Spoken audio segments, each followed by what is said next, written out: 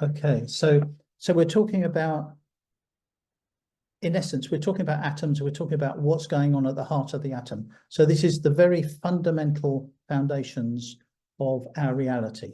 There's nothing in an atom, you can't see it, and there's a reason for that. It's because our eyesight does not allow it. So because we've been brought up with an education and a reality that is based on the physical, what we've actually got to start doing now is to start relearning all the information that we've been given, but relearning it coming from a new level, i.e. a foundational level. And as Rumi says, unlearning is actually the highest form of learning. So if you can put that to the fore in your mind, if some things sound challenging during the course of this presentation, let that be, but remember that you are relearning things as we go along. Now, one of the founders of quantum physics, Max Planck, said that really there is no matter as such, and everything is a force, as a confirmation of what I've just been saying. And he's also said at the time, we must assume behind this force the existence of a conscious and intelligent mind. Now, if we want to go a bit further, then Nikola Tesla was obviously one of the great generators of inventions, ideas, and looking at things from a completely different perspective from everybody else. So he said, if you want to find the secrets of the universe, think in terms of energy, frequency, and vibration. Those really are the fundamentals of what we're looking at. So he also said, the day science begins to study non-physical phenomena, it will make more progress in one decade than in all the previous centuries of its existence.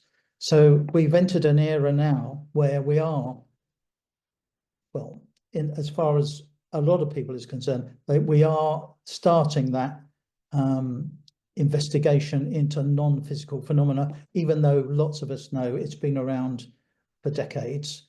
More and more public people are understanding that that is where they need to look for their answers.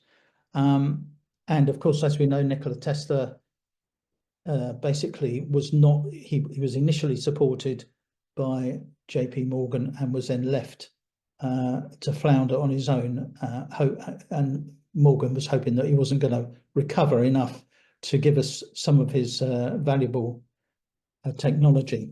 Fortunately, as you'll see a bit later on, there are other people that have picked that up. So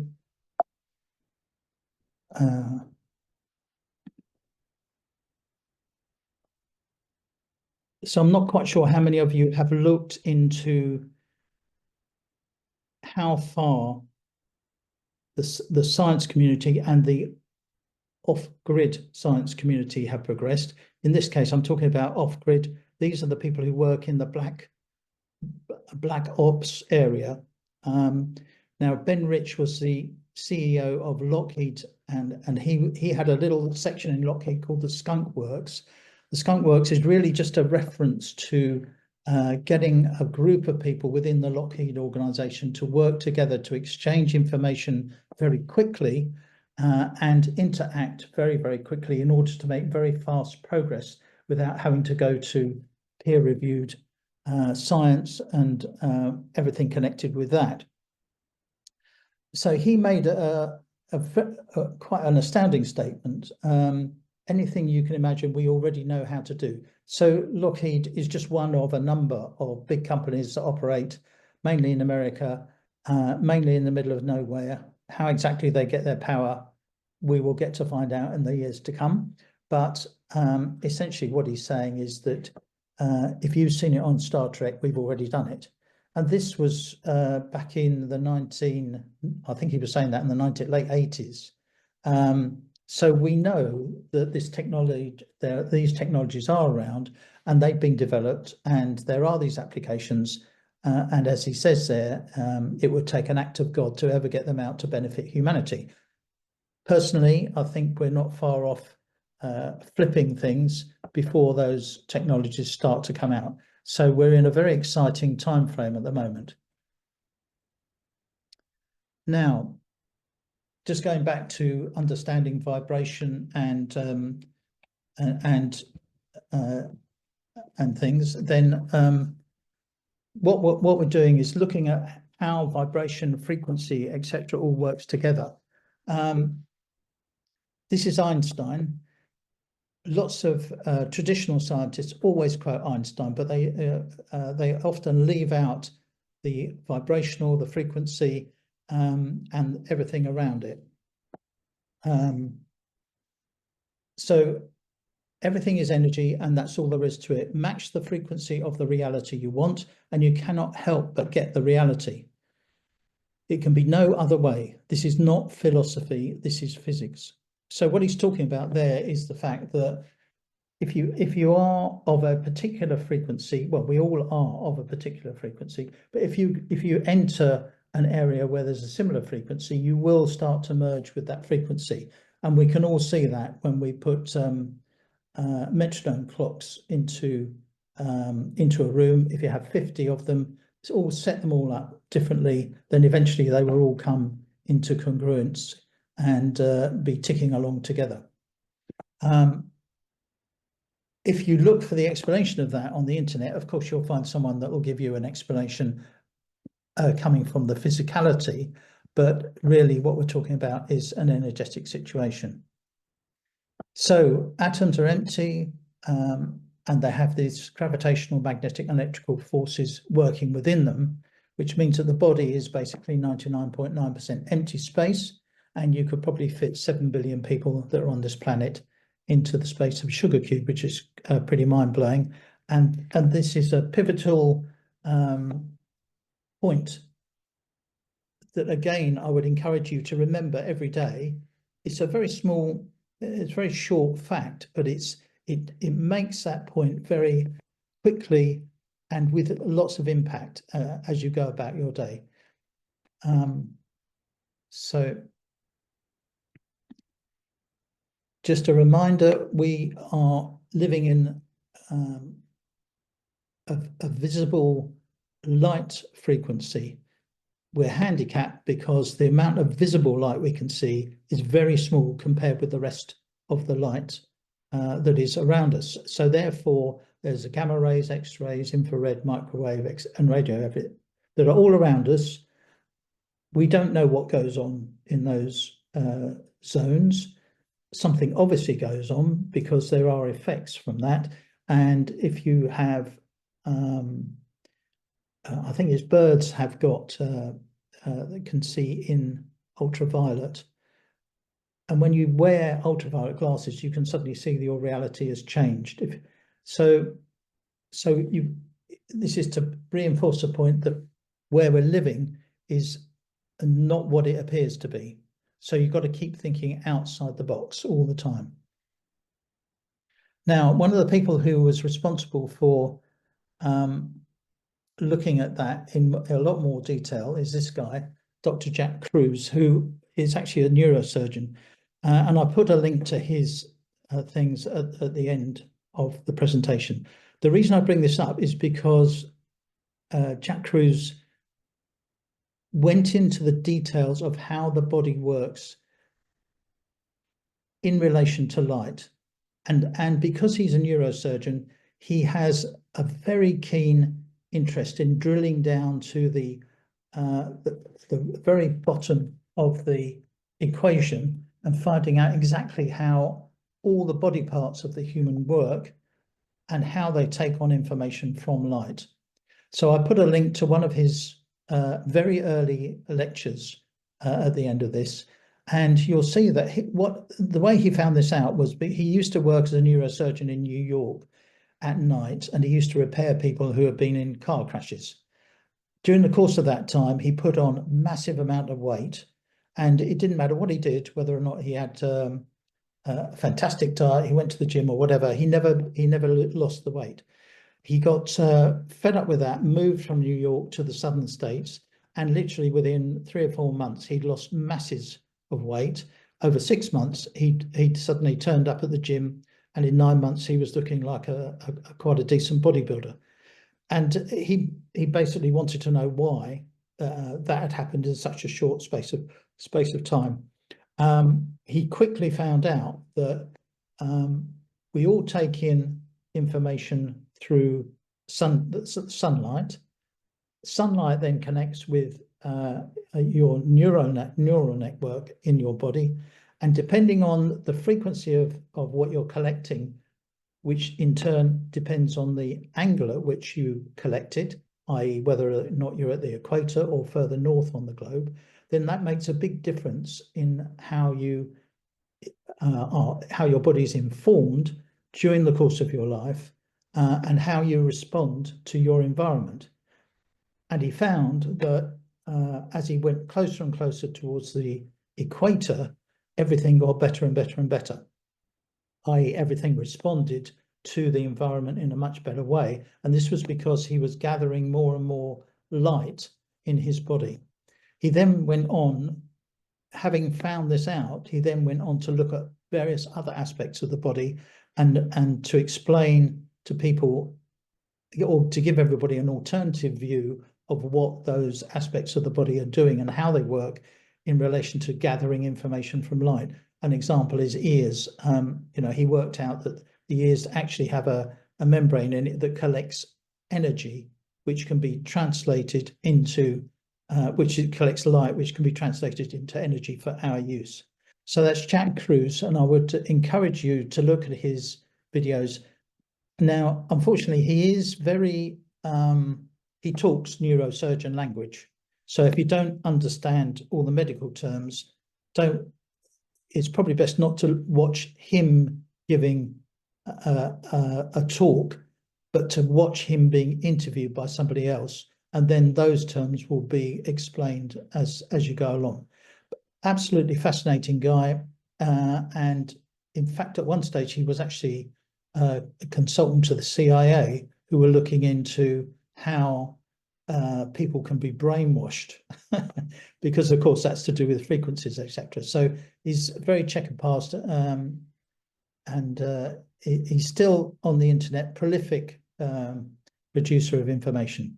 But he's basically working with exactly what we're talking about here. We're talking about the energetics of our environment. Second person that also works with this is obviously Dr. Joe Dispenza. I'm sure you've all heard of him. It's just a reminder that really what he's talking about is how we can use our self-empowerment for healing and navigation of our reality. I think navigation of our reality is probably a really good description. But where he's coming from is obviously the electromagnetic power of our thoughts and our belief systems, which are very important and form a key basis going forward.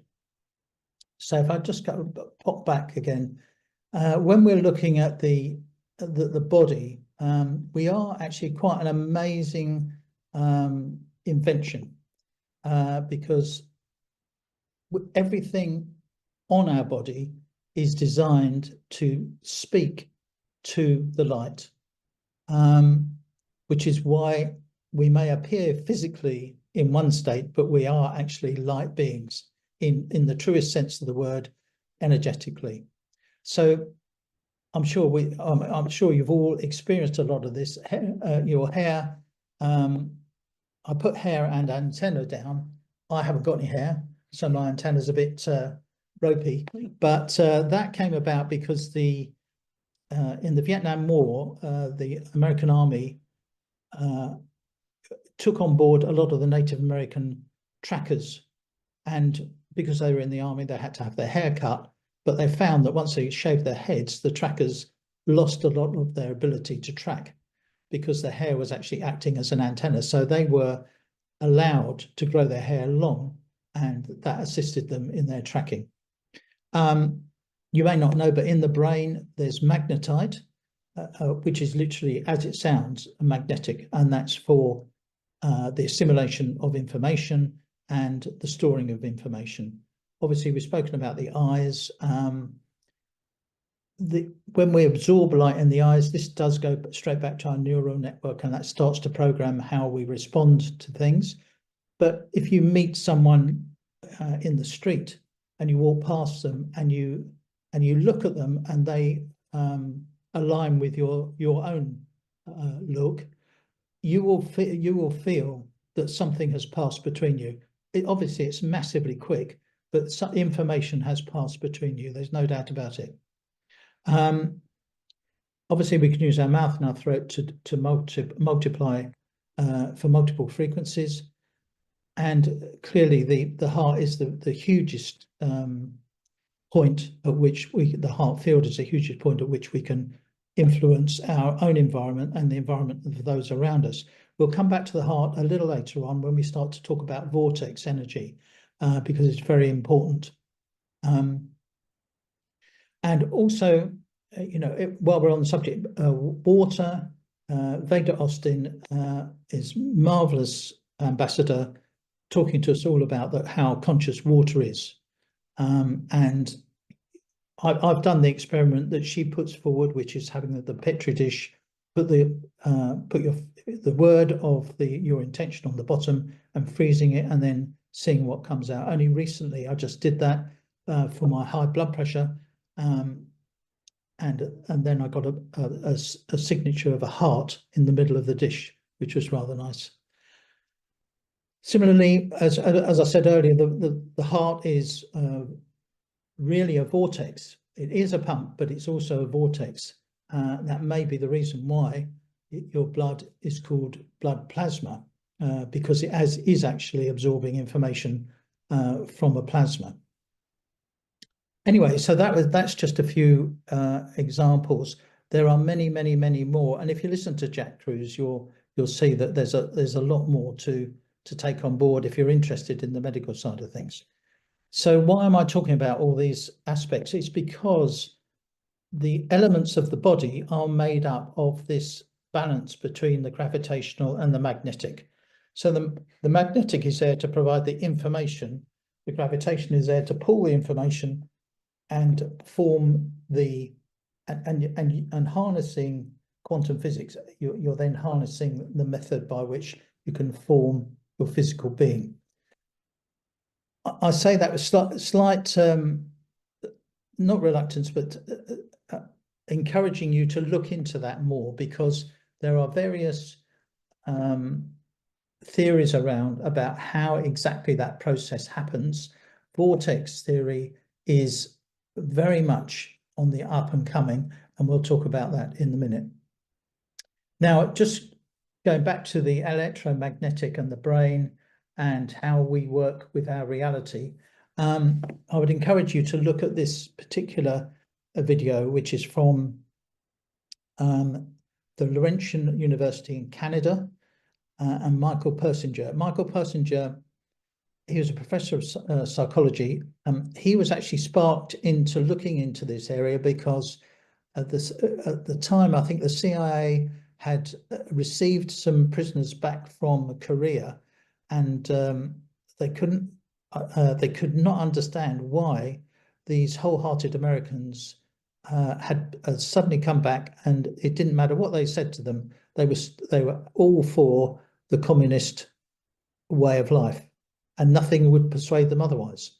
So the CIA obviously wanted to understand how they'd flipped these guys into servants of communism. Michael Persinger was one of the people that was involved very early on in looking at this, but eventually he decided to go off and make his own investigations. And essentially, he came to the conclusion after conducting experiments, and this particular video is an award-winning video.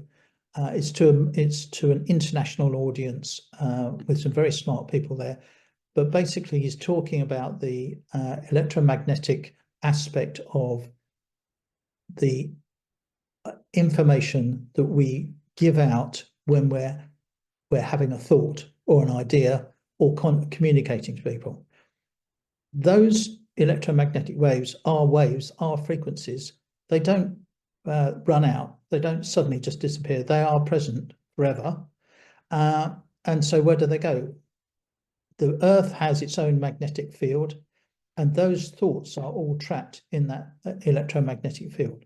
So if you want to know where the Akashic records are, they are in the Earth's magnetic field, and that is the magnetic element of the of what we're talking about. It's all the information is there to use.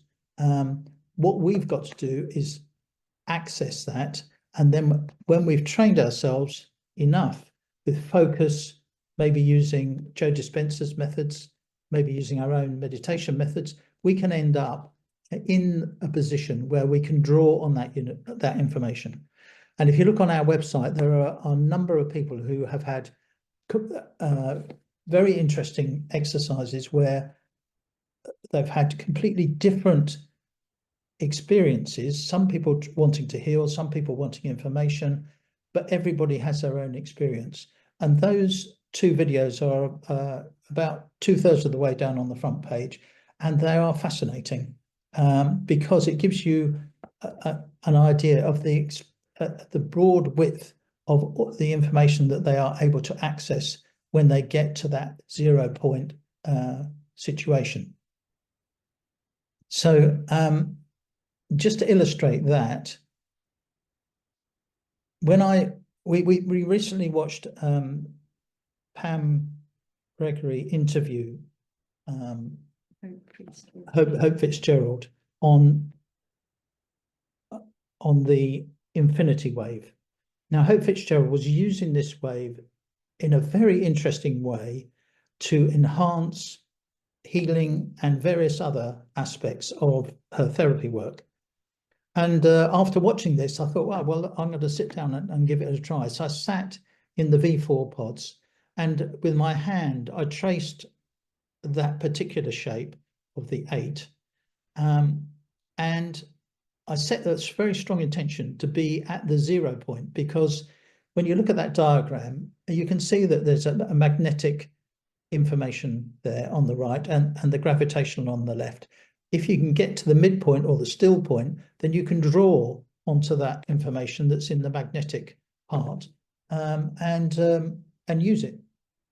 And if you set your strongest intention, then you will end up with a result.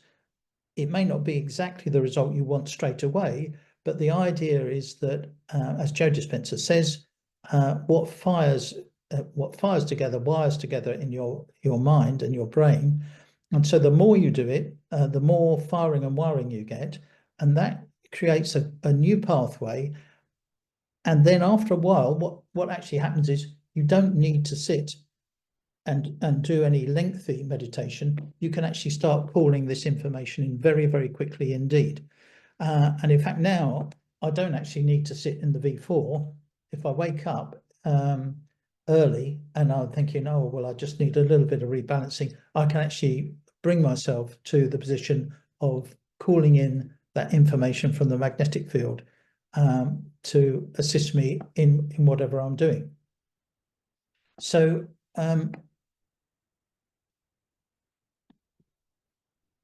just to move on from that, I'm thinking that maybe what we should do is just experiment with a few of these things. When our thought pattern extends into the electromagnetic field, this has an influence on us. We will feel that physically if we focus our attention. Now, what I suggest is, could everybody just hold their hands up at about the same height as their face? Okay, and don't think about your hands at all. Just be there with your hands. Now, what I want you to do is to focus your attention on one hand. Doesn't matter whether it's right or left, just focus your attention and just see if you can detect any difference in the I suppose you call it the tension on the hands, on the skin. Just see if you can feel a difference. What should start happening is you should start to feel a little bit of tingling on the surface of your hand. And that is the interaction of your magnetic field with the field that is forming your hand at atomic level. Just hold it like that for another 30 seconds to a minute. and really concentrate on that hand. Just really focus. Look at your hand and really focus on it.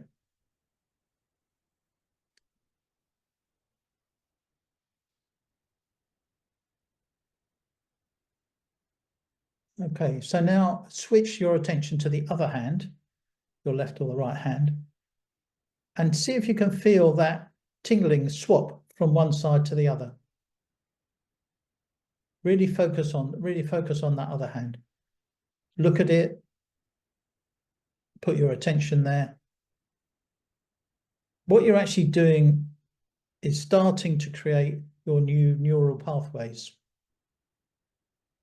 So it's literally practice. You don't need any special powers. We all have masses of power to do this stuff.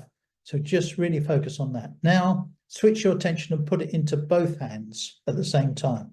And then see if you can feel a field between your hands.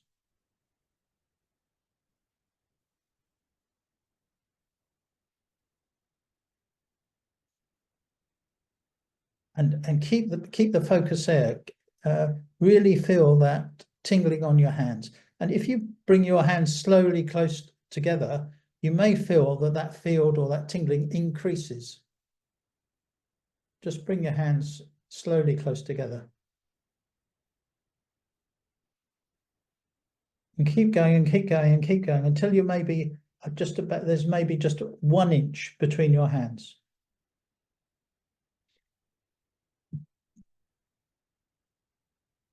Now, if you hold that position and just take 3 deep breaths in through your nose, keep the focus, you may find as you breathe in that tingling increases even further. I mean, basically what's happening here is you are bringing energy to that whole exercise through your breath, which shows how important the breath is. Now, you could use that energy on any part of your body, because if essentially what you're doing is you set up an electromagnetic interface with your hands, you spark them into life, and you can then put those anywhere on your body. If you've got aches, pains, wherever, you can put that anywhere on your body and set the intention to interface with that place on your body, focus on your body, and then you'll find that you're actually moving the energy between your hands and that particular place. Now, why is that important? That's important because what you're doing is you're setting up this magnetic gravitational interface with that particular part of your body. And as we know, disease is all about stuckness. So what we're doing is freeing everything up and getting the whole thing moving. Now, if you add to that at night, before you go to bed, on the screen here, we've got, okay, you can put your hands down now, but I mean, that is one way of doing it, and you can use that to help any part of your body. Now, if you add an intention before you go to bed at night, I am that I am, and that is enough. Or you can just say, I am that I am. Where this comes from is that during the course of our life, we're always being told that we aren't quite good enough. We can't quite access that. We need to do this, or we need to do that, or we need to be this or be that. In actual fact, we've got all the power we need within our body, within our energetic frame. The only thing that is stopping us from achieving full power is that we have a belief system that stops that or interferes with it. And so your electromagnetic output has to be a clear channel in order for you to realize your full power and your energy. So if you have any limiting beliefs, I would suggest that you work on them and remove them, because that will be a very quick way of stopping you from reaching your full power. By saying this mantra, I am that I am, is basically saying to the universe that responds to you, I'm enough. I don't need to be anything else. I am in my full power. Okay, so I suggest that you try that 3 times at night before you go to bed and see if you notice any changes during the course of the next day or the following day. Okay. So we just move on. I just mentioned a belief system then. Now, our reality is one where the expression, "I'll believe it when I see it," is very, very common indeed. And actually often most quoted by the science fraternity when you present them with some amazing fact. But in fact, our reality is built completely the opposite way around. And it is believing is seeing, because our belief system is the thing that allows us access to everything that we need. And when you start looking into quantum physics a little bit more, then you realize that what you're doing is creating your reality as you go along. So you are, in fact, momentarily believing your reality to be something, and then a few microseconds after that, it's coming into being and you're seeing it. So that may be something for, if you're interested, that you want to look into the double slit experiment, which is one way of explaining how that works. There are a number of other ways, but that is one way of explaining it. This is also where a lot of this system of being able to create what you need by doing creational charts, by putting pictures of what you want, so that you're constantly connecting with the particular thing that you're looking to acquire or be involved with or energetically interface with. That goes onto a sheet. That sheet goes next to your door. Every time you walk out the door, you look at it. Every time you walk in the door, you look at it. Therefore, it's being prominently displayed in your mind, in your electromagnetic field. That electromagnetic field is putting it out there, and that's causing your reality to come about. Now, it's not an instant thing, but that's only because we haven't practiced it enough yet. When we start firing these neural pathways, as Joe Dispenza says, then the more we do it, the stronger it becomes, and the less interference. I think that's the key thing. The less interference there is from that, because it's the interference, the blocking. We are getting in the way of what we actually can do. It was one of my first Qigong teachers that said to me, just get out of the way, because you are the only thing stopping you from being who you want to be and healing completely. So what we're actually talking about is the science of quality. In fact, that's what we're talking about, rather than quantity. And we've all been brought up with measure this, measure that, etc., etc. So we're talking about quality, and one of the aspects of the biogeometry is that quality is the key thing in biogeometry. I'll talk about that a little bit in a minute. So feeling is the conscious awareness of vibration, and we all know that one. We walk into a room and we go, "I'm not staying in here," and walk straight back out. Why? Because there may have been somebody in there that doesn't meet with our own vibration. This goes back to Einstein and his statement about matching the frequency of adjacent vibrations. And we know when we don't want to, but we also know when we do. And obviously that comes from the heart. So there all these other areas, perception, will, reason, memory, imagination, and intuition, all play a part in our operation system in this light world that we live in. Now, permission slips is an interesting one.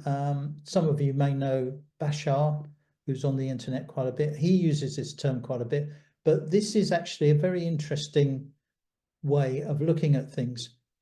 I think we all know innately that we are very powerful, but we don't onboard that. But then what we do is we give ourselves permission by saying, oh, well, if I buy this crystal, then this crystal has a super particular power, and this will allow me to do X, Y, and Z. Or this crystal ball will help, or this tool here, or that tool. all the Orynoco tools are all permission slips. You know, that's as simple as it is, because we're already all powerful enough to do all of this stuff, but we need to be coaxed and shown as we go along, because we've got a massive flip in our mind to get to where we want to go. So the Orynoco tools are really lots of permission slips, so you can sit in the V4 and go, okay, now I can connect to the 0 point, and now I can access all the information I need. When I'm outside of the V4, I can't do that. But actually, if you practice, you can do it absolutely easily. But we've got to get ourselves into the right mode to do that. So that's all things to bear in mind when you're in your when you're working with your energy, working with other people's energy, etc. So just returning now to Veda Austin, because it's a very important subject, and it's one that is totally relevant to the transition state elements for Orynoco. When we make the transition state elements, we are in fact making a field of consciousness. And if we make that field of consciousness with heavy rock music playing in the background, it's not going to be a nice result. So before we can even start making it, we have to make sure the field around the whole place is as clear as possible, with the highest vibration as possible. So it actually took us, when we set up, it took us about 6 months to create this field before we could even start making the transition state elements.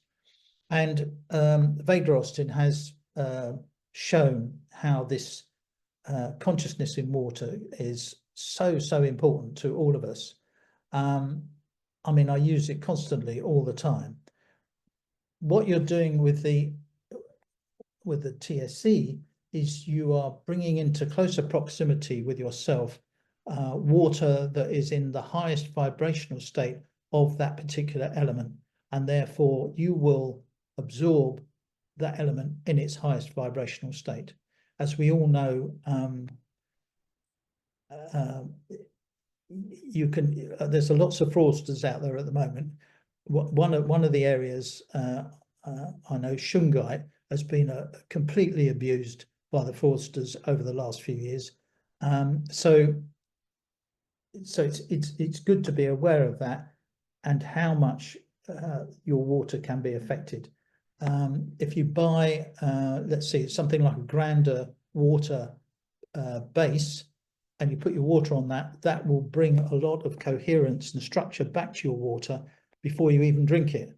And all you've got to do is put the glass on it, and within that base is contained water that has been treated so that it's an aligned electromagnetic field in it. I mentioned biogeometry earlier.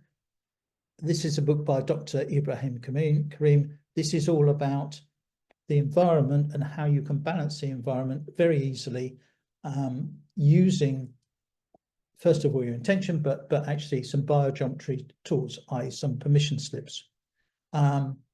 Absolutely fascinating. Both Kat and I have done their course, and this is also part of where we come from, because the quantum loop that we have is actually designed using biogeometry parameters in its length and its positioning of the pieces in the loop as well.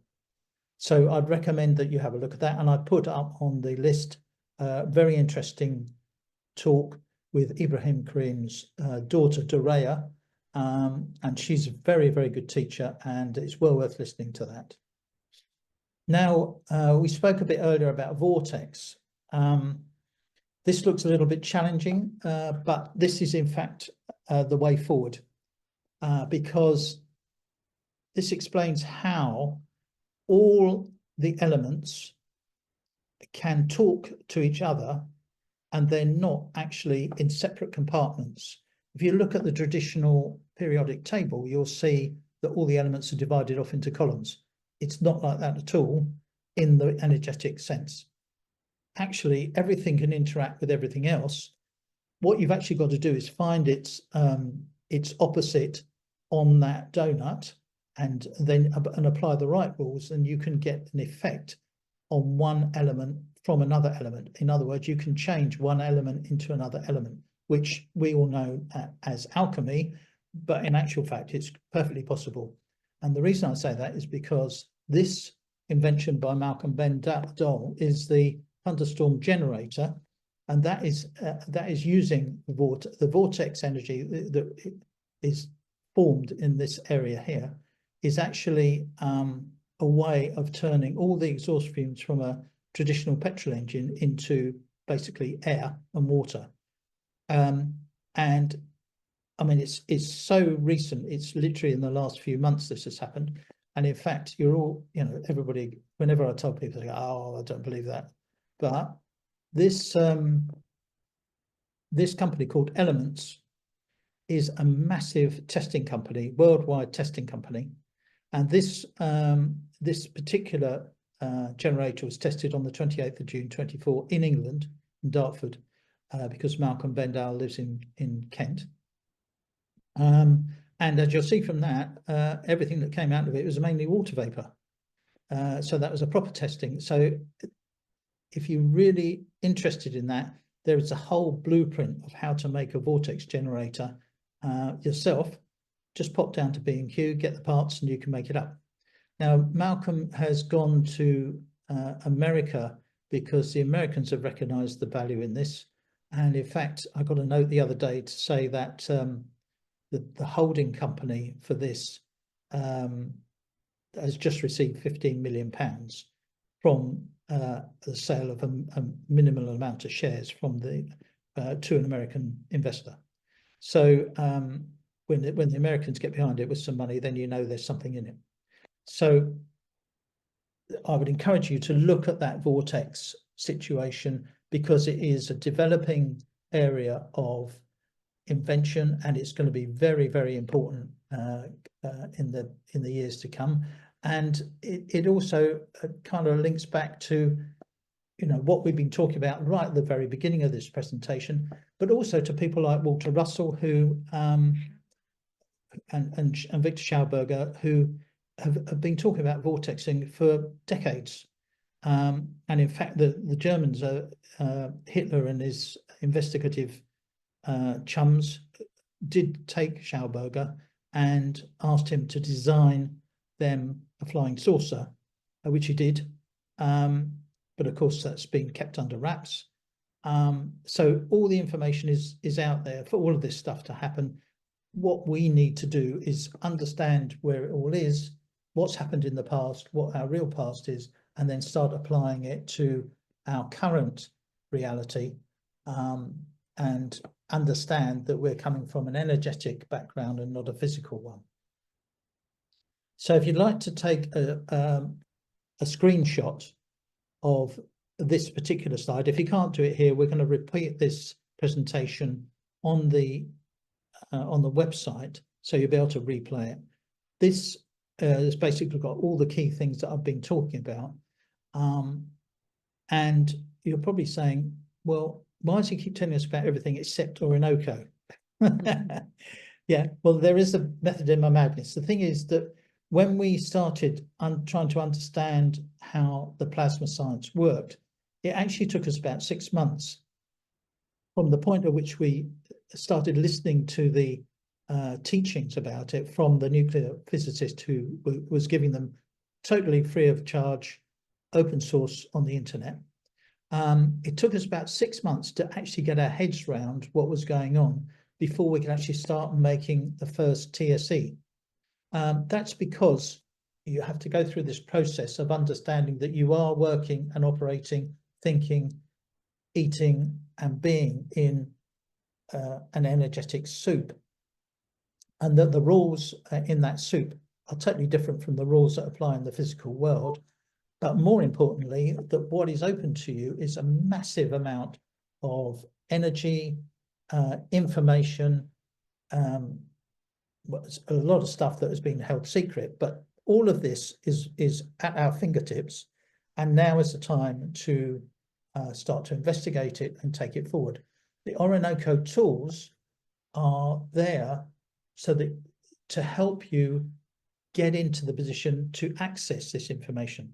So the quantum loop is very simple, but it is a a very powerful tool if you work with it. It's only £77 and it's used by people from yoga people to meditators, and you can wrap it around any part in your body to help with the movement of this energy through your energy field. And it's a very simple tool, but it's a very effective one because it starts to train you mentally to get into this 0-point energy field. From there, I mean, now on the website, what I've done is recorded a whole series of 8 videos for each of the products, and you can go there and look at those to really understand the product in depth. We will be doing 3 more of these presentations, December, January, and February, and they will do a bit more of a deep dive into what's behind the plasma. So just to sum up, plasma is effectively it's just it's a collective noun for a collection of charged particles. Okay, so it's not a thing, it's a description of charged particles. Those charged particles move energetically, and the forces involved are it can be described as gravitational and magnetic. Those words are used to really describe how the fields move, because obviously there is no specific gravity and there's no specific magnetic going on. It just describes how they move, and obviously the electrical element there is there as well. So to finish off, we have an opportunity now to really explore our environment, how we interact with others, how we interact with nature, and how we are going to go forward.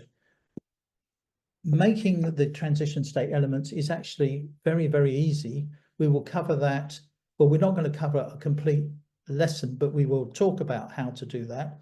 And eventually we will do some workshops where you can make it. But really, you're talking about a glass jar, a couple of plates, and some water with salt in it.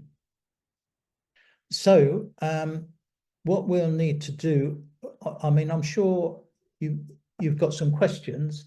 Hopefully you've been posting them up as we go, but maybe I've been super good and been able to answer everything you've got a question on. If there's anything there that you want to clarification, there is a page on the website where you can lodge your question and we will reply to you personally. Or if it's a more detailed reply that's needed, then I'll give you a buzz, or we can do another Zoom, include it in another Zoom.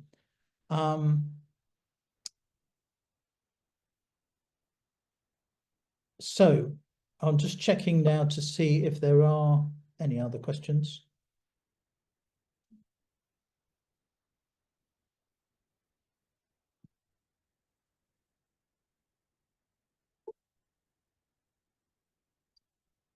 There's nothing specific at the moment. So what we'll do now is end with a meditation by Kat.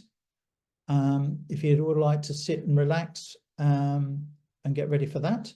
And then we'll leave you to your musings for the rest of the evening. Okay, so if we just all like to once again take a deep breath in and just breathe out long and slowly. Just take another deep breath in. And as you breathe in, just feel your seat bones on the chair, your feet on the floor, and just breathe out. Take another deep breath in. And as you breathe out, just feel all your energy being drawn back into your heart. Just feel all the movement that's going on there, with everything realigning and processing after the information that you've just heard. And just allow the energies to settle.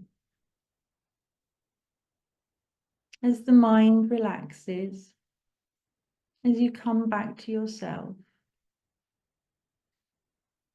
integrating expanding, knowing that you're exactly where you're meant to be in this moment. Nothing to change, nothing to do. Just take this very rare opportunity of being with yourself in your heart.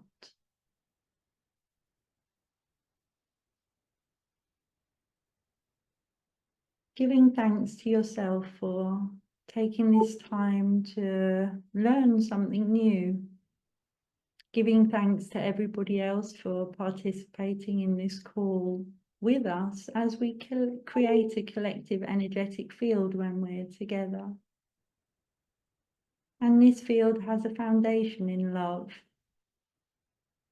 Just sending love to yourself. If you like, for a moment, you can just hold your heart.